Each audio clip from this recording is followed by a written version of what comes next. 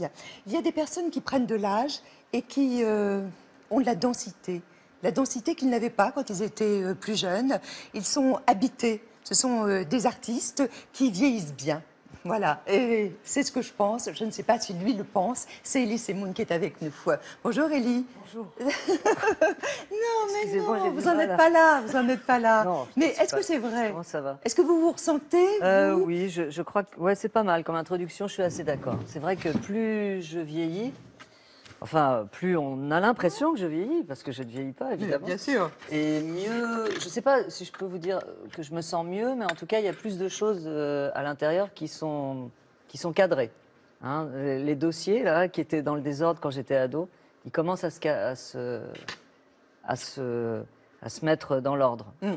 Alors, Pas complètement. vous serez à Saint-Brieuc ce soir, vous avez Ouais. une quarantaine de dates, vous avez un spectacle très différent. Très différent. Et c'est pour ça que je vous ai introduit dans l'émission ainsi. Parce qu'on a ressenti, on est nombreux à penser que il y a un carrefour là pour vous, il se passe quelque chose. On en parlera tout à l'heure. D'accord. Vous savez, on aime bien revenir en arrière. Là, vous avez quel âge hein? Là, j'ai 34 ans. Non, je sais pas, je dois avoir... oh là là, je sais pas, 8 ans, 9 ans, 10 Là, vous êtes ans. entouré de votre Alors frère. ça c'est moi, ça c'est Anne, ma sœur, et ça c'est Laurent, Ouais, qui avait votre un frère cocard aîné. parce que on courait beaucoup dans les couloirs de l'appartement qu'on avait, et je l'avais malencontreusement tapé, donc il avait un cocard. Le pauvre. Est-ce que votre patronyme a été lourd à porter? Alors, non. Non, mais à vos débuts, c'est-à-dire au tout début, Semoun, Elie. Ah non, non, non, je trouve que ça sonne bien, et ça claque bien, Elie Semoun. Non, sincèrement, enfin, normalement, il y a un H dans mon nom de famille, c'est S-E-M-H-O-U-N, mais je l'ai enlevé. Alors, je me suis fait engueuler, mais par tout le monde. Tonton Daniel, Ah oui, tonton bravo. Jaco, Votre tata famille. Colette, tata Thérèse, tout le monde. Mais pourquoi t'enlèves le H? Et je dis, mais non, c'est plus pratique, parce que le H, il se balade tout le temps partout, etc. Puis ça francise un peu le nom, non? Non, je crois pas. Une mère qui était prof, hein, Oui, prof prof de français. ouais, de français. Est-ce que ça oblige à mettre la barre haut quand on est son propre fils? Oui, de toute façon, il faut toujours mettre la barre très haut. Mais en tout cas, ça m'a obligé, enfin, ça m'a incité, pas obligé, mais à lire plein de livres, parce qu'il y en avait plein. J'ai commencé par Oui, oui et la gomme magique. Et puis après, j'ai attaqué, j'ai beaucoup lu.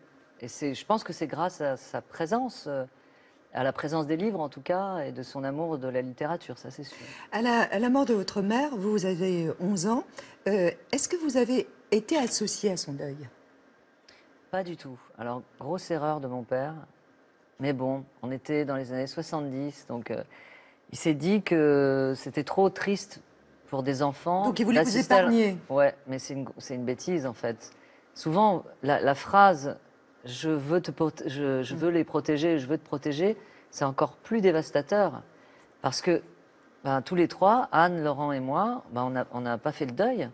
On ne s'est pas rendu compte qu'elle était réellement morte, parce qu'elle est morte d'une hépatite B.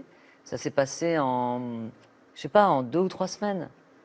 Et comme toujours, voulant protéger les enfants, mon père nous disait, et ma mère même, disait non, mais tout va bien, il n'y a pas de problème, on va juste à la clinique, mais tout va bien, vous inquiétez pas, les enfants. Bon, tout va bien, mais au bout de 3 semaines, elle était morte. Donc, Donc vous n'avez pas assisté aux obsèques? non, on n'a pas assisté aux obsèques, on l'a appris 1 jour ou 2 jours plus tard. Donc, ça fait un choc. On nous a. Déjà, on se sent. Je ne sais pas qui c'est ce on, hein, si c'est Dieu. Enfin, la mort m'a pris ma mère. Et en plus, on m'a pris ce deuil que je devais faire. C'est important. Hein, Qu'est-ce qui vous manque, Elie, d'elle? Qu'est-ce qui vous manque? Sa voix, son parfum, sa oui, tendresse? tout. Tout. Et je crois que. J'avais entendu dire que le pape Jean-Paul II, quand on évoquait sa mère, et pourtant il avait 80 ans, il pleurait comme un bébé. Donc je crois que on ne se fait jamais à la mort de quelqu'un d'aussi important. On ne guérit pas. Non, on guérit pas. Donc oui, tout me manque, et tout m'a manqué, et tout me manque. Ça, c'est sûr. Est-ce que vous l'avez idéalisée ensuite? Oui, je crois. Ouais. Parce que parfois j'ai des souvenirs d'elle, mais j'ai l'impression que dans mon esprit, c'est comme dans un film de Claude Sautet. C'est-à-dire que j'entends une musique et puis je la vois un peu comme Romy Schneider, on peut la voir quand elle relève ses cheveux ou quand elle met un foulard sur sa tête. Donc ouais, je crois que je l'ai idéalisée. Peut-être que c'est une erreur en fait, parce que je crois que... Vous la cherchez encore? Ouais, je la cherche encore. Et je pense que je suis victime d'une sorte d'obsession romantique.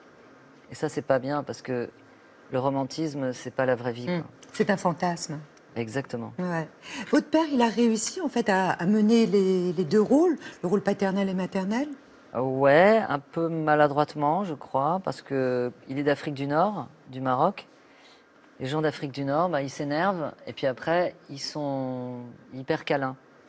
Donc il passait de la grande colère où il nous faisait super peur, parce qu'il a des yeux bleus, un peu comme vous, là. Et quand il est en colère et quand il vous regarde droit dans les yeux, ça fait très très peur quand on est enfant.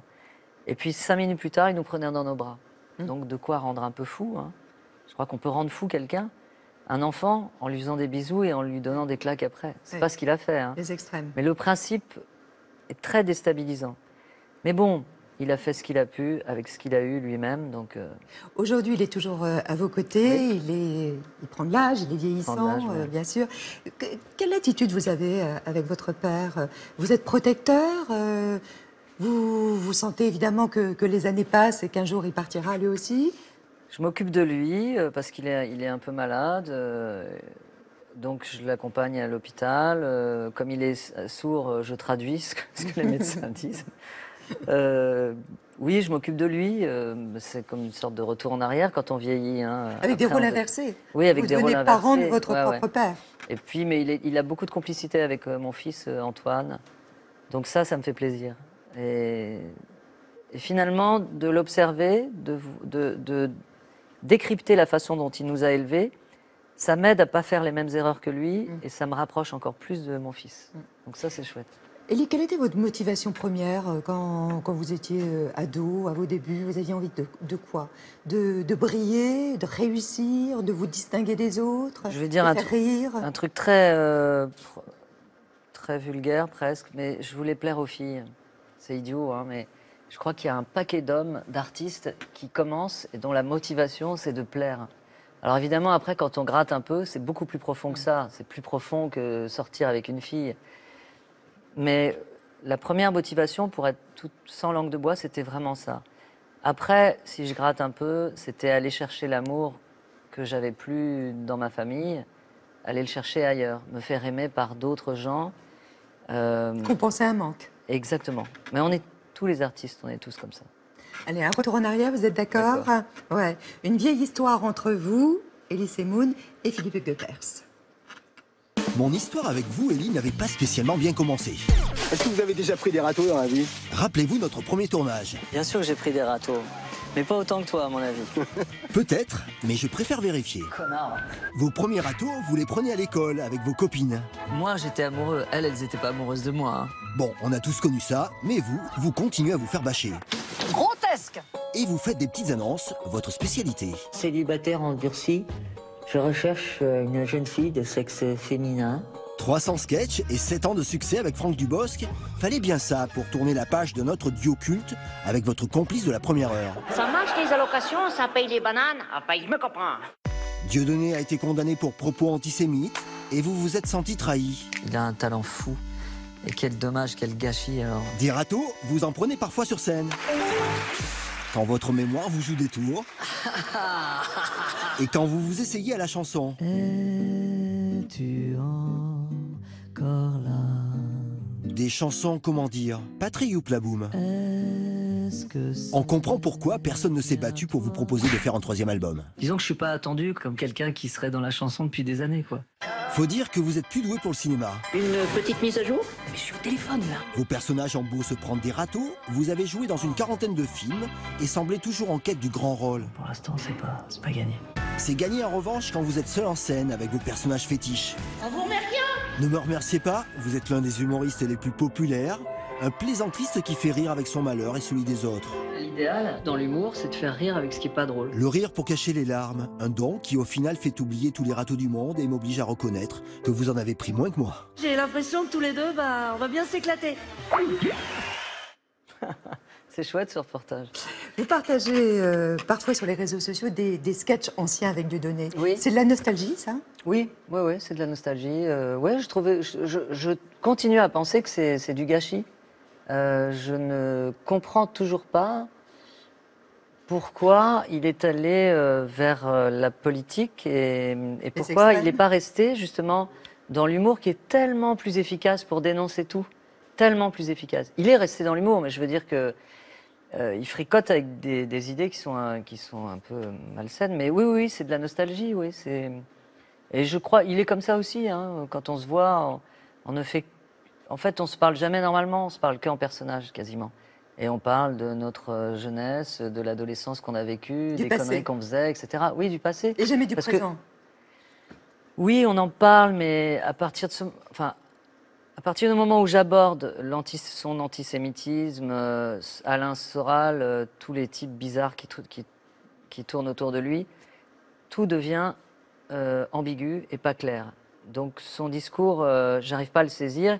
Comme je le connais par cœur, je sais qu'il esquive, donc je me dis que ça ne sert strictement à rien.